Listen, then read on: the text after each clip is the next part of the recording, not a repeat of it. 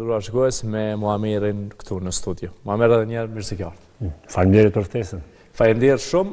Besoj që është shumë e rëndësishme kjo pjesë, po fillimisht po duhet me të pyet, ju punoni shumë moti në këtë drejtim, edhe e di që keni tradit tash, po para se me full kështu në debat, sa vite po punoni që po punoni me Guida?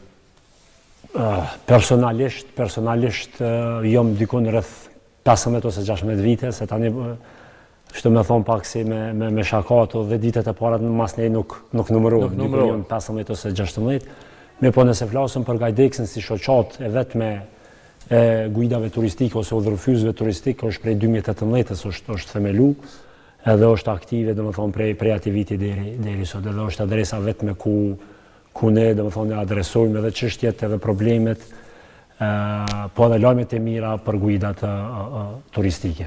Si po shkon puna? Sa ka ndryshim, sa ka përmirësim derisa dalim te këto guidat e palicencuara që me thon drejtën, po i shqetëson qytetarët, po edhe aktorët që janë këtu mëse. Për hir të së vërtetës, për vetë faktin se unë jam këtu dhe po bisedohet për një problem të tillë, domethënë ka sukses. Domethënë Kosova po fol për turizëm, po fol për sukses e turizmit, për nevojë, për kërkesa, për oferta, domethënë që është lajm i mirë. Në vitin 2022 veç është miratu ligji për turizmin, nëse nuk gaboj në qershor, edhe udhëzimi administrativ për një kohë u pati hyrë në fuqi, pastaj domethënë u patë ndodhur disa tërheqje për plotësim dhe ndryshim të udhëzimit administrativ, ka ngritje edhe ka rekord të rritjes, domethënë të turizmit në Kosovë, ku duhet me ecek që deri në vitin 2019 ka qenë rekord, pastaj viti 2020, siç e dina, ka qenë edhe Covidi, domethënë pandemia, pastaj pe vitit 2023-2024 kemi një rikthim, nëse mund me thonë në farë back to normal, në farë normale të re. 2025 ka pasur rekord prapë sa i përket numrit të turizmit në Kosovë, mirë po akoma ose ende hala çalojnë në disa sektore që janë shumë të rëndësishme, e aq më shumë kur e lidhëm me narrativen edhe me imazhin e Kosovës. Cilat janë ato çalimet që po bëhen? Çalimet janë në rastin tonë, nëse unë flas si drejtori i Gajdeksit, edhe të cilin jam i thirrur për me bisedu, është çështja e guidave ose udhërfyesve ilegal në Kosovë, cilat ne ndeshëm edhe i hasim në dita, në baza ditore për vitet e tona.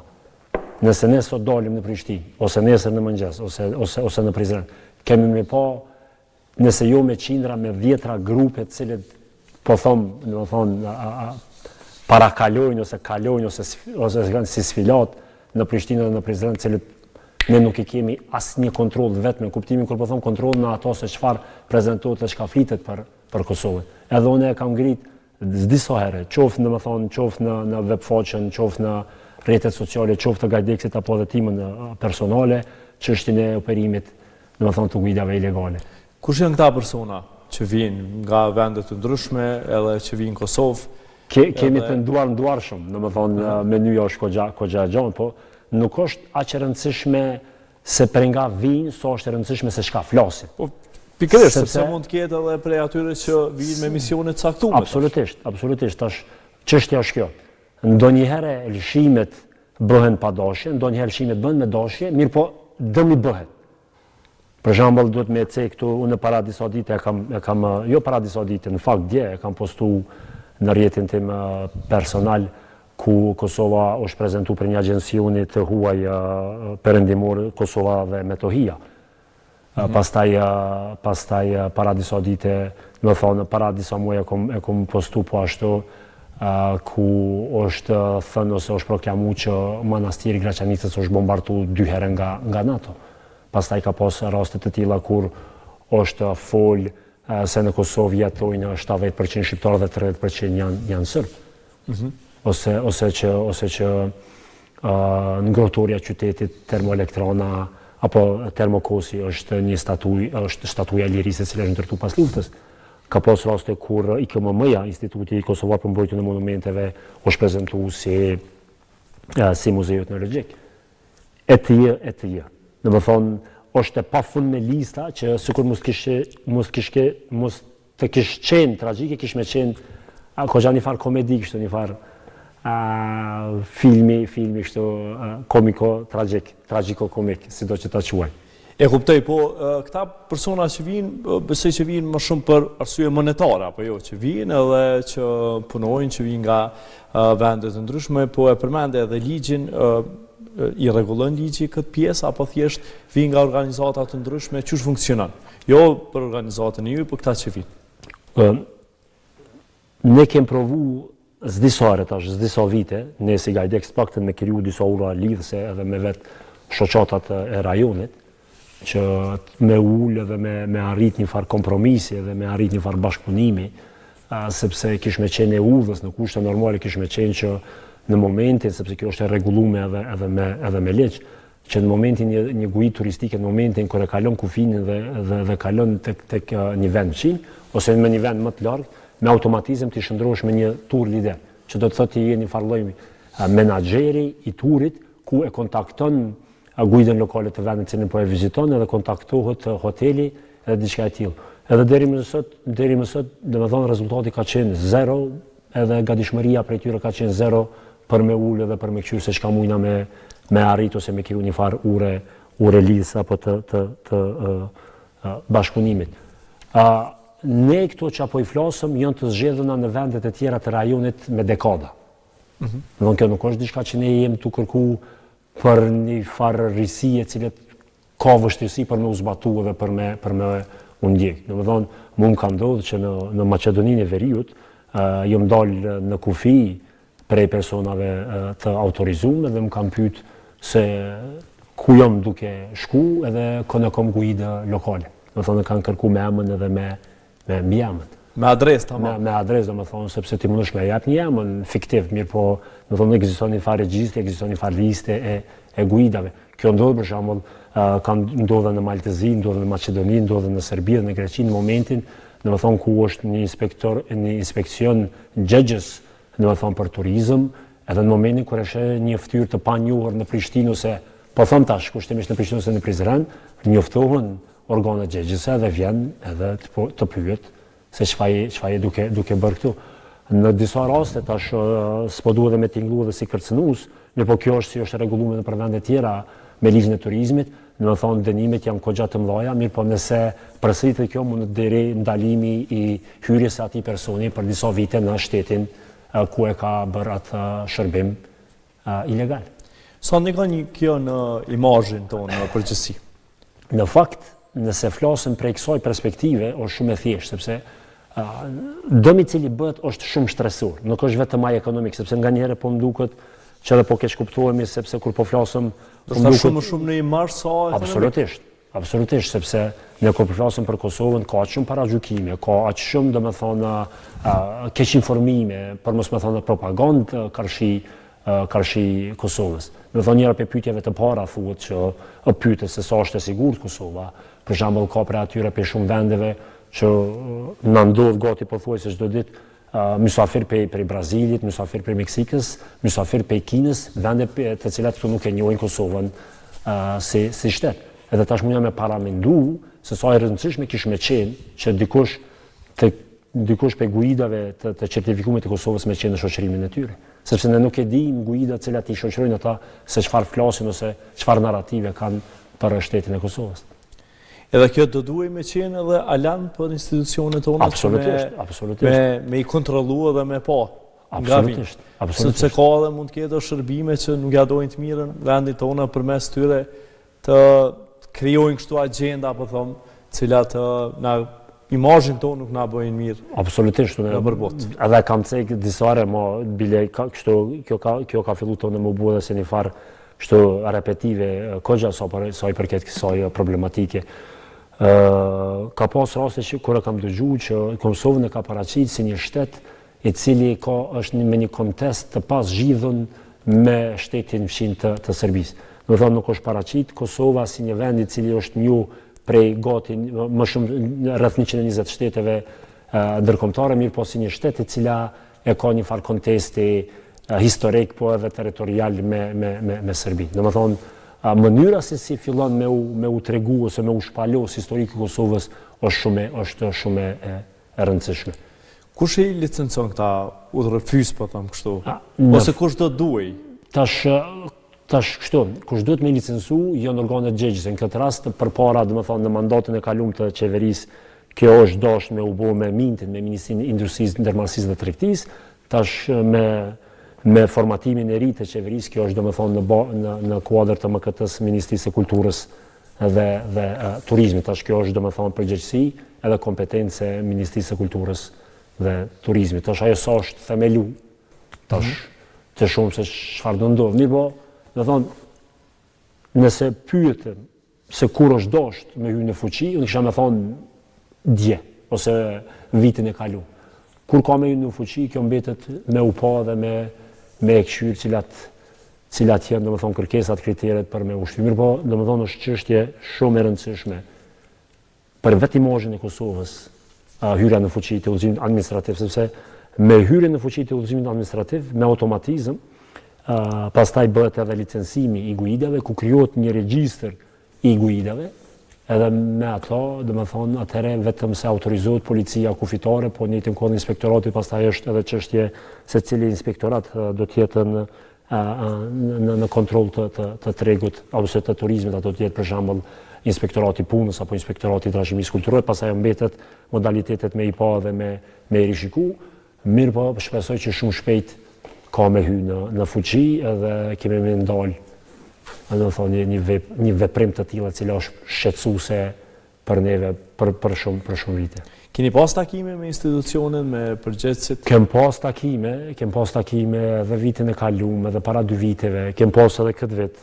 Të shumë, zakonisht kur flasëm për diçka të tillë, edhe vetë shohin domethënë që se sa e rëndësishme, po në njëjtën kohë sa absurde është mos zbatimi ose mos futja në një ligj të tillë në udhëzimit administrativ në fuqi, por për një arsye ose tjetër kjo po mbetet dyqysh si pezull, dyqysh disi si një farmigull e cila pastaj po shtyhet, po prolongohet, pastaj ku ta diun e mirë po e dina që kjo po shtyhet për një arsye ose tjetër.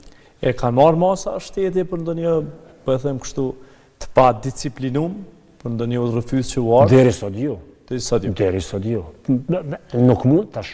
Paritën së vërtetës shteti nuk mundet me marrë një mos të tillë përderisa nuk ka një udhëzim administrativ në fuqi. Po mund të jetë kjo rrezikshme, jo vetëm për imazh, po mund të jetë ndoshta edhe ma po them të ketë dëm kështu shumë a shumë, jo vetëm të jetë ndoshta si momentale aty, po e përmende vetë, ka raste që me vërtet mundet me qenë imazhin e shtetit me na dëmtu, gjë që mundet me pas pasoja ma bojnë bandoj. Edhe pse s'po du me tinglu edhe kështu kogja si pesimist ose i ashpër, guidat ilegale në Kosovë, për këtë këto vite, ata, domethënë, sillen shumë ma lirë se sa na që jemi banor të Kosovës. Do të qenë ka edhe kjo një përparësi për ta. Është domethënë, ata, nëse hini për shembull në platformat e ndryshme turistike, ndërkombëtare, pa dashme për më emna, kur i këshyre review-ja cilet është dhënë për ta, për vizitat në Kosovë, domethënë di konfigurojnë pe 400-500 deri në 1000, domethënë për disa kompani. Tash, nëse bëjmë një llogaritë të thjeshtë, 400 ose 500 vizitor, domethënë ndërkombëtar, kanë qenë në grupe të cilat e kanë vizituar Kosovën. Edhe ne e dimë që njerëzit jo të gjithë vizitorët domethënë kanë lënë review ose kanë lënë ndonjë farë rekomandimi. Ne e dimë që kjo 400 ose 1000 është shumë fish më i madh. Edhe e dini që me këtë 400 review e dini që disa guida, domethënë me 2 ose 3 prej tyre, për një kompanie kanë qenë në Kosovë vetëm në vitin 2025. E cila nëse e krahasoj me numrin e shërbimeve të cilat e kanë bërë në Kosovë, guidat kosovare është shumë më enorm. Domethënë më shumë ofrojnë shërbime guidat e huaja ilegale në Kosovë për vendeve të fqinje se sa vetë guidat e Kosovës. Para mendoni. Domethënë, unë jam i bindur që ata ndoshta edhe dinë më shumë detaje, po them kushtimisht detaje se sa vetë guidat e Kosovës. Sa paguhet kjo? Nëse vjen një guid pi jashtë, për shembull, sa puna pagesës është shumë e thjeshtë. Këtë varet domethënë në mënyra se si mirësh vesh. Mirë, po kjo varion. Sa shkon në treg? Për shembull, kjo mund të fillojë prej 50 euro deri në 100 deri në 120 euro dita. Sepse kjo pastaj është në half day, është në gjysmë dite ose mund të më qenë edhe full day apo ditë plot. Mirë, çka kërkojnë vizitorët që me ardhë dhe me pa, jo vetëm Prishtinë, po flasim tash për anën pozitive, qofse është Ka raste tash për shembull nëse flasim se çka dojnë varet se çfarë ofron një shërbyes, edhe varet çka ti ofron, sepse ka raste kur një operator ofron një vizitë në Kosovë, për shembull një ditore ku është Prishtina, është edhe Prizreni apo është Prishtina, edhe është Peja, mirë po ka raste ku është vetëm gjysmë ditore, ku është vetëm Prizreni, një walking tour apo një vizitë e shkurtër në Prizren apo në Prishtinë. Këtë më varet, e gjitha më varet dhe më thonë për kërkesës, mirë po ka raste kur vjen vetë kërkesa për një vizitore, thotë, unë i kom 2 ditë në Kosovë edhe kisha pas qef ose dëshirë me pa Prishtinën ose Prizren, ose çfarë po më rekomandoni, a ka mundësi të më bën një itinerar për Kosovën për 2 ditë. Janë shtu? Absolutisht, janë shtu, sidomos edhe vitin e kaluar.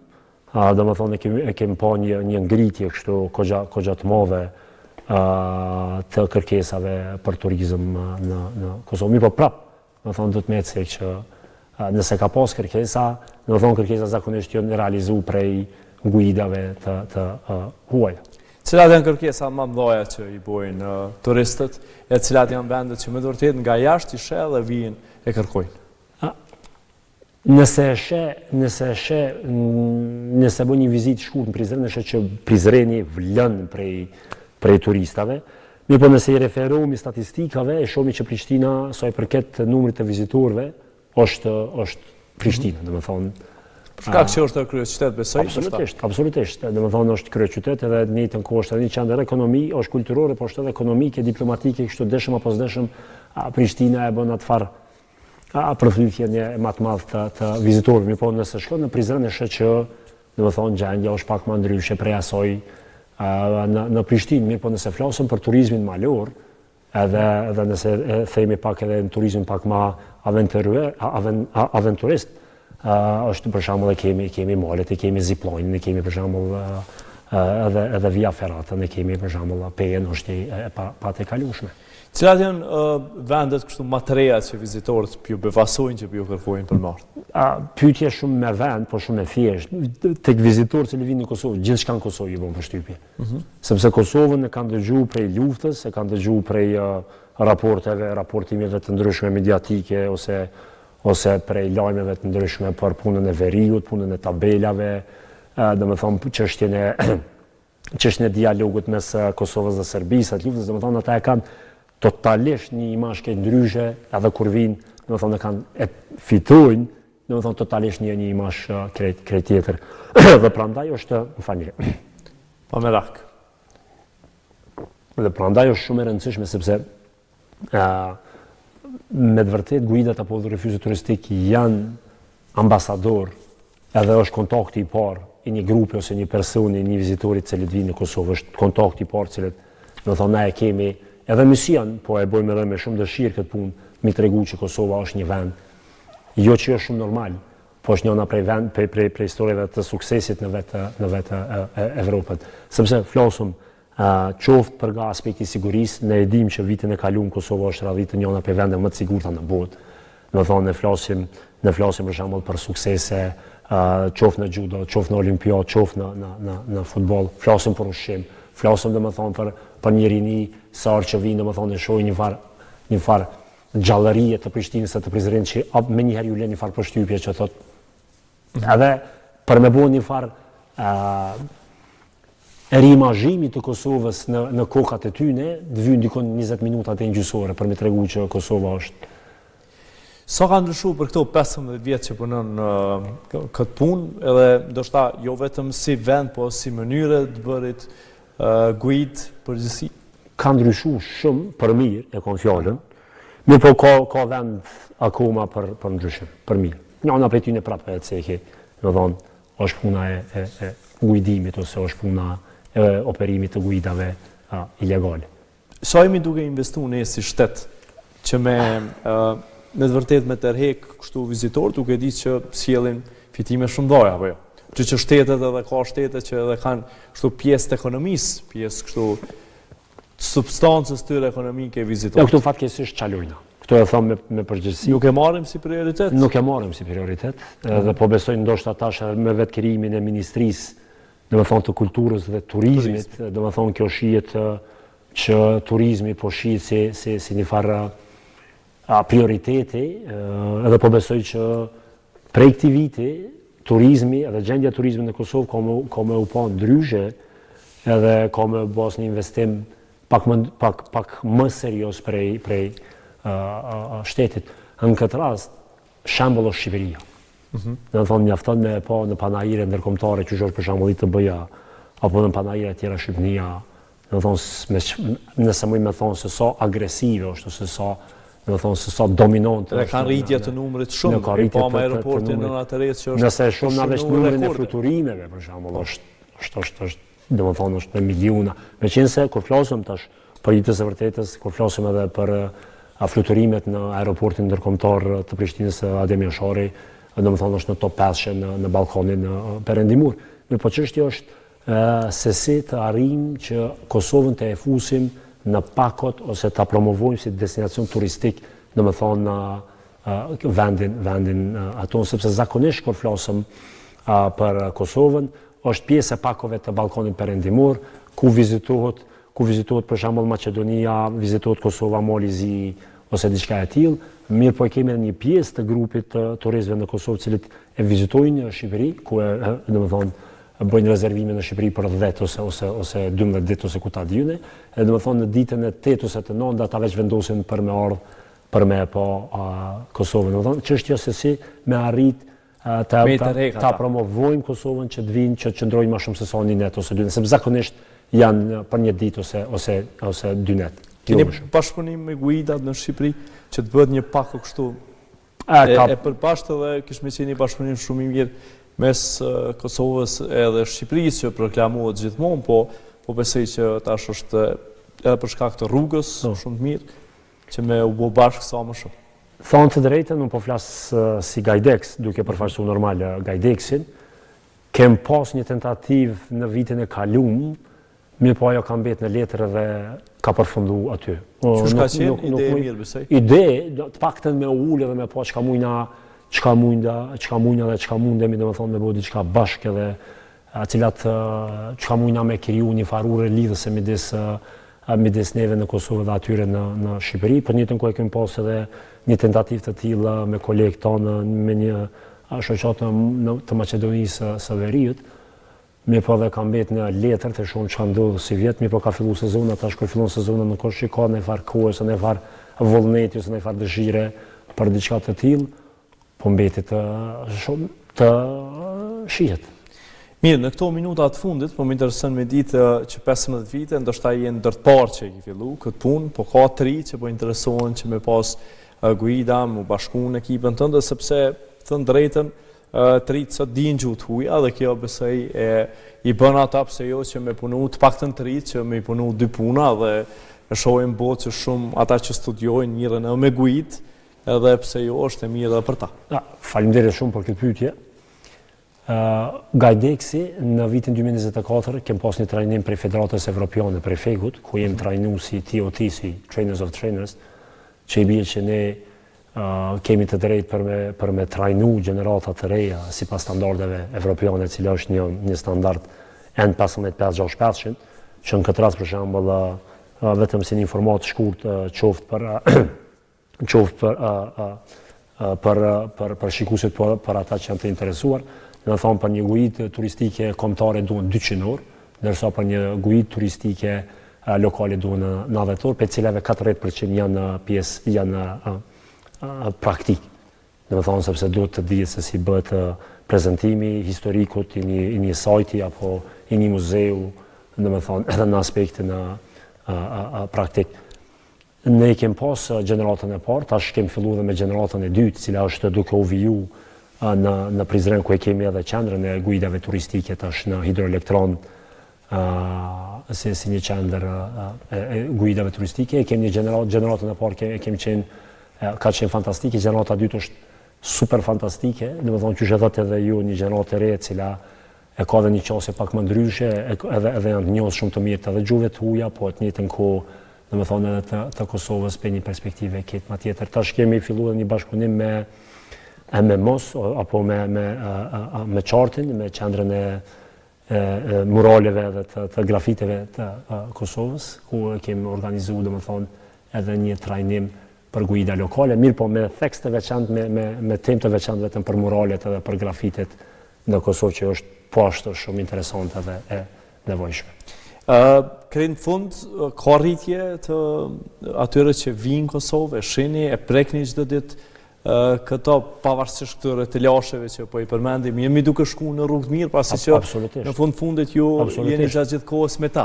Kemi rritje të kërkesave, bile kemi edhe rritje të kërkesave për vendeve fqinje që më herët, as që ka pas, as që është bo laf, që thojmë ne kështu për diçka të tillë, edhe për vendet që nuk e njohin Kosovën, edhe si që është puna e Greqisë, si që është puna e Rumanisë edhe Spanjës, kam fillu kërkesat për Macedonisë, më kam fillu edhe kërkesa prej malit të zi, të turistave, që kam fillu me. Kjo është lajm shumë i mirë, sepse ne e dim raportet edhe e dim ndoshta paka shumë qëndrimin edhe imazhin cilin e kemi për Kosovën prej vendeve të cilat i përmendëm.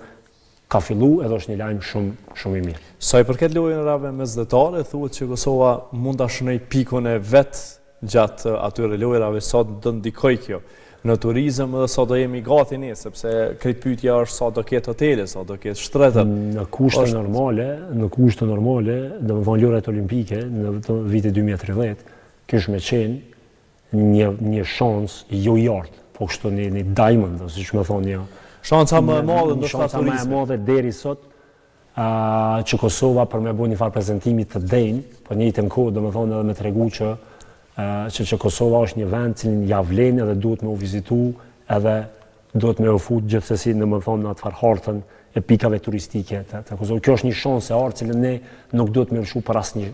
Nuk duhet me alon rastis ose. Jemi gati, shihni që jemi gati duke ditë kjo gjenerata e re e guidave kështu në përgjithësi edhe mënyrës, sepse edhe kjo e dë një politikë vetë, apo jo, dë një politikë do shta një zinxhir mes shtetit, mes juve, mes komunave, që me qenë gjatë gjithë kohës bashkë. Sa i përket kësaj, kjo do të me qenë një farë bashkëpunimi midis shumë hallkave të turizmit. Do të jetë si pikë e parë, si një udhëheqëse, do të me qenë vetë qeveria, shteti Kosovës, në këtë rast është MKT-ja, është Ministria Rinisë dhe Sportit, pastaj janë edhe komunat, pastaj janë shoqata, kjo një unionet e ndryshme, në cilën ne po besoj edhe duhet me kriju një farë ure, apo duhet me kriju një farë platforme ku ne duhet me ulmi një tavolinën me pasë cilat janë obligimet tona dhe cilat janë përgjegjësitë tona që me fillimin e lojrave olimpike mesdhetare ne me qenë në krye të detyrës. Ne e kemi për shembull, veç nëse marrim lojën e fundit Turqia me Kosovën, Kosova me Turqinë. Ne kemi që Prishtina është blloku, për kërkesave dhe për hotele. Para mendoni, për 30 ditë. Për 30 ditë, kur ka ekipe, vizitorë të ndryshëm, sa është e lëvërdishme, ka me qenë pak kaotike dhe pak stresuese për me pasë si ka me ndodhë. Menaxhimi mirë, po nuk dyshoj në kapacitetin e shtetit unë për dhe vetë të organizatës tonë që kena mi adon. Omeron, falenderoj shumë, ishte kënaqësi që ju patëm sot. Shumë falenderoj. Kënaqësi po ashtu. Falenderoj shumë.